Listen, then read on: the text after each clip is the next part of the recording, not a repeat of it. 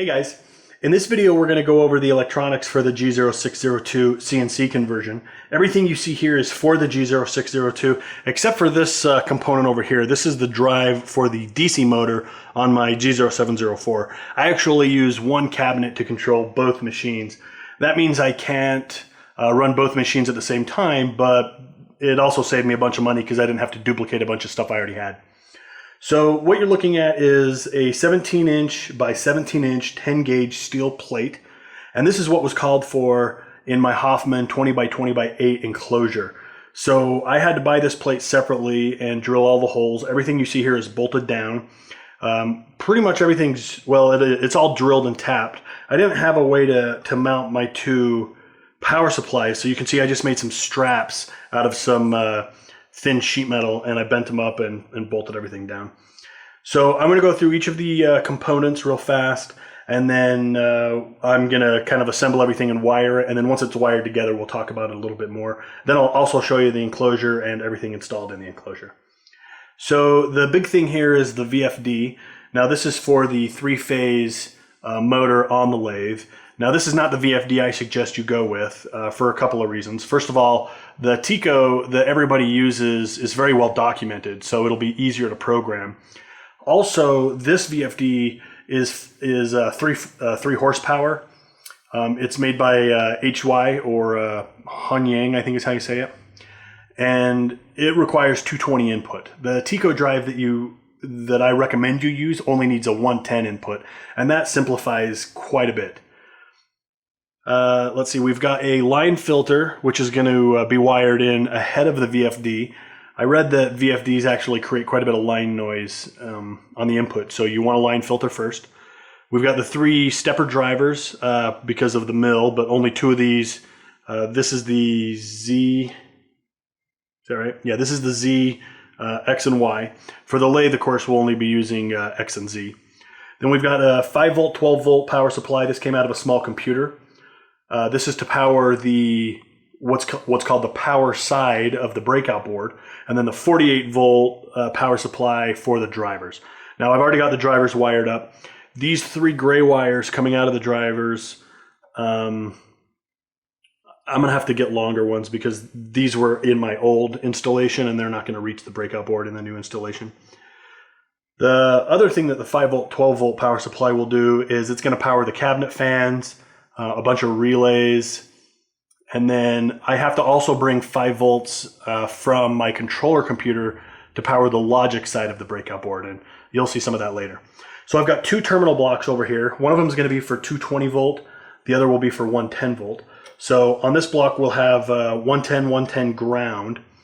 That's going to go to the line filter, then to the VFD, and it's also going to go to the DC driver for the mill because it's also 220.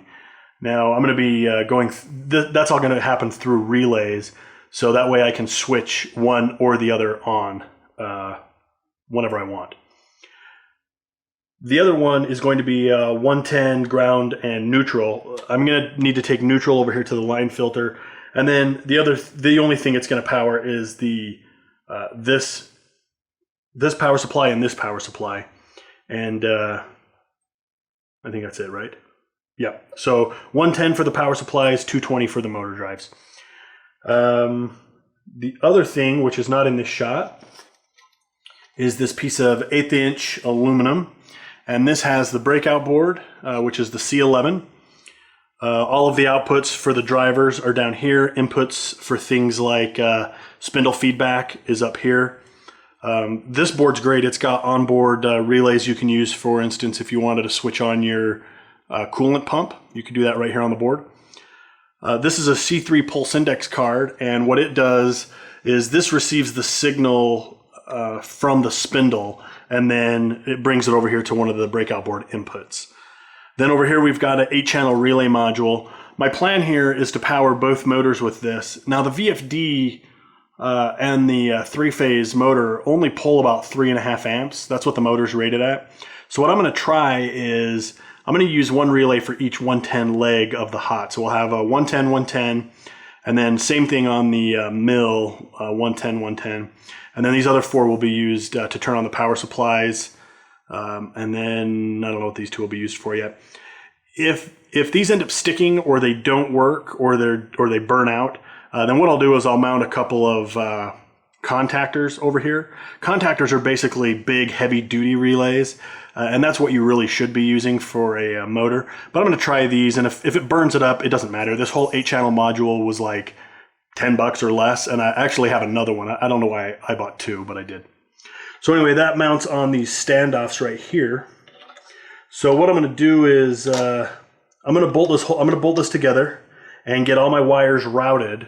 And that's going to take a little while. I'm actually going to use Romex, which is I don't have any standing right here by me. Like the kind of wire that's in your house. It's solid copper, and that way I can route everything nice and make sharp corners and get everything wired up. Then I've got to rewire some of this stuff. See how this won't reach the breakout board. So I've got some more. I hope I've got some more of this. I think this is 18.4.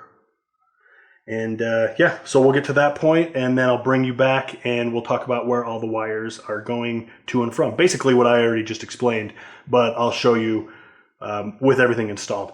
After that, then we'll go over and take a look at the cabinet. Okay, so everything's wired, and I want to quickly go over all of the voltages and what everything does, why everything was routed the way it was routed, and hopefully, this video is just going to be long, that's all there is to it, but I want to be as thorough as possible. So there's 4 voltages that we're dealing with in my setup. Yours should only have 3. So I have 110 AC, 220 AC, then 5 volt and 12 volt DC. Now, if you're only running a lathe and you're using the Tico drive, you're not going to have the 220 system, so you won't need to worry about that. So let's start at the very beginning, which is the terminal blocks.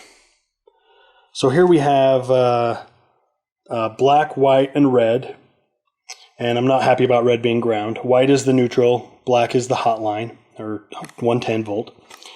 And what this does is it controls the 2 power supplies, which I think we already discussed this. It's been a couple of days since I did that first video, or the first part of this video. So I'm not too happy about red being ground, but we'll make labels for all of this so it's not so we don't get confused later. And these 3 lines come out and go to the small power supply. I could have pulled this plug out and done some soldering back in here, but I'm just using the cord. It's going to be fine. And then these other 3 lines, this is 14 gauge solid copper. This is the kind of Romex you would have inside the walls of your house. And I went with this because it's just easy to route. You can bend it, it's stiff. So we routed that, and it comes up here all the way over. Let me zoom out a little bit. Okay, it comes over here. Now the black stops off at this relay. That way we can switch it on and off, the power supply. Everything else continues over, so black comes out the other side of the relay. And this is the 48 volt power supply. So again, we've got hot, neutral, ground. Now this gives us the ability to switch from the cabinet door. And we're also going to use 4 more relays. So currently we'll have 3 switches, but we'll get into this here in just a minute. Now the power supplies have a couple of different pins or connectors. So this is the main motherboard connector. We've got this black and green jumpered for now, just so we can turn it on. I'll actually cut those 2 out and then splice on some leads and run a switch up to the door. So power supplies from a PC, they have their own relay inside. So all you have to do is connect those 2 pins once power is here, and it will power up this power supply. Now this is one of the extra serial ATA power connectors, and we're not using this one right now. You can see it's got 3 colored wires, yellow, red, and orange. Yellow is 12 volt, red is 5 volt, orange is 3.3. We're not using the 3.3 volt. So there was another one over here, but I've clipped it. So here's the orange, it's just taped off. Then we've got the 12 and a ground and the 5 and a ground. And these are going to the power side of the breakout board. So we only use the 12 volt for this one thing. So it comes out over here and to these 2 pins on the breakout board, 12 volt and ground. The red comes up this direction, and right here, 5 volt and ground. And that's it for the 5 volt, 12 volt power supply. Now, the other thing I will be doing is I'm going to pull 5 volts off of this and run it to the fans that are in the enclosure. And I'll do that once we get the whole thing mounted at the enclosure. So we'll use the red and a ground. And then everything else we'll just kind of tape down here so it's not in the way. That'll be fine. So this is the power side of the breakout board. It gets the 12 volts and the 5. There's also the logic side of the board, which requires 5 volts at these 2 pins. On the C11 breakout board, at least, you cannot power these 2 pins from the same source that these ones are coming from. So we need a second power supply. So what we're going to do is we're going to use a USB cord from the back of the control computer. We'll just plug in a USB, and it comes with the C11 breakout board. The other side of it doesn't have a USB plug on it. It's just cut off, and so we can just put the 2 wires, a black and a white, and that will power this side of the board. There's another thing that we'll cover later on, and that's the enable pins, and they go right here. That needs to go to a switch because we have to apply 5 volts to this side of the board, and if we don't, the board won't turn on. Now this pin is actually already outputting 5 volts, so all we need to do is just jumper these 2. When we jump these 2 pins, then the board is enabled. So we just run a switch up, flip the switch, it sends 5 volts to this ground, and it's enabled. We'll cover that more later. We're also taking 5 volts off, and this is with an 18 gauge wire, pair of wires, red and black, over to the C3 pulse index card. And this will be for picking up the spindle pulses from the lathe, so we know where the spindle is at all time. And then the signal itself, this is just a piece of 28 gauge, I think, is what goes in Cat 5. This is just a piece of Cat 5 wire, and it goes underneath and comes over to my pin number 10. So pin number 10 in Linux CNC will be the index pulse signal from the lathe. The other thing we're going to do is we're going to power this relay module. Now this isn't totally important, but it's the way I wanted to do it. You don't need this, but I want to be able to power everything with switches on the front of the cabinet. So we have 5 volts is this green, and ground is this blue. And you can see here in the middle there are 8 signal pins. These pins right here in between. So let's say we had 5 volts to the power or to the breakout board already. If we want to enable one of these relays, all we do is we take that pin to ground. Now because it's grounded to the breakout board, and because the breakout board grounds to the chassis through the standoffs, all we would have to do is, if this were powered, we could take a pin and touch it to the chassis and it would close that relay. And I may show you that once we get set up in the cabinet. So there's some more stuff to talk about wiring this system up, and we'll go into that in more detail once we get into the cabinet. Now the other side of the relay, this is to control 2 relays. We'll do both hot legs for the DC motor driver for the mill, and these 2 relays do turn on the 2 hot legs for the VFD, and we'll go over that here in just a second, I guess. So we need to move on with the 48 volts. So again, we got the 48 volts hot coming in here, and then down here, you see those 3 wires back there? That's these are what powers the stepper drivers. There's 3 reds and 3 blacks. You can't see the blacks very well, but they come out right here. This is also 18 gauge wire. So at most we're going to pull 6 amps through this, which 18 gauge will handle that no problem. So we go to the hot line of the or we take 48 volts to each driver, so Z, Y, and X. And let me see if I can get a shot of that real quick. Those are pins. Can you see those? Those are pins ground and VDC. I'm going to zoom in real quick. So those are the 2 pins that we're powering with the black. You can see black is on the ground here, and the red is going to the 5 volt, or the VDC. This is the 48 volts. So, and 18 gauge is plenty to handle this. Okay, now on the other side of the driver are these pins. You can see we have pull positive. That might also be called step positive, and it's kind of a reddish wire. I don't know if you can see that. Then we've got pull negative is black. The direction positive is white, and the direction negative is black. Let me give you another shot of those wires. Come on. So it's kind of a reddish brown. Now you get all 4 pins on the driver, but when we route these 3 wires underneath the breakout board and over here, let me zoom out so you can see that whole thing. So all 3 come from the drivers underneath the breakout board, and here you actually twist the 2 negatives together and put those on the common pin. So I don't know if you can read that, but it says COM down there. So pin 2 again is the X step or X pole, and white is the X direction. So we're using pin 2 common 3, pins 4 common 5, and the Z axis gets pins 6 common 7. The 2 blacks are twisted together on each common. Now this is 24 gauge shielded, and that's plenty to carry signal, because all we're doing is carrying 12 volt signal. Wait, I think this is 12 volt. We're carrying this signal over to the drivers, and that's just telling the drivers what to do with the stepper. We're not pulling any kind of serious amps through this. So this 24 gauge 4 conductor shielded is plenty for this job. Okay, so that's everything for the 5 volt, the 12 volt, and the 48 volt power supply, as well as the 110 AC. So the only thing left is the 220 AC. So let's come over here. We've got red is hot, white is neutral, black is hot. We take 2 lines for both hots, so 2 for the black and 2 for the red. That's because we're powering the VFD and the DC drive for the mill.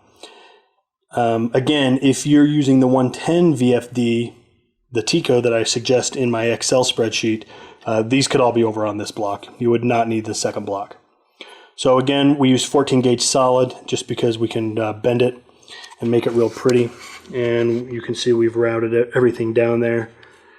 So the reds and the blacks, they come right over here up to the relays. So black, red, mill DC drive, lathe, VFD. And then we can run switches up to the panel. And I'm using double pull, double throw, so I can throw 1 switch and I'll turn on 2 relays. Throw another switch and turn on these 2 relays. Another switch will be for this relay, which is the 48 volt. They may not be this order on the cabinet, because the 48 volt needs to always be on. So it'll probably be I might have like an enable switch, a 5 volt switch, a 48 volt switch, and then the 2 motor switches to choose from. So you can see this is all routed. I spent a lot of time doing this because I wanted it to be tidy.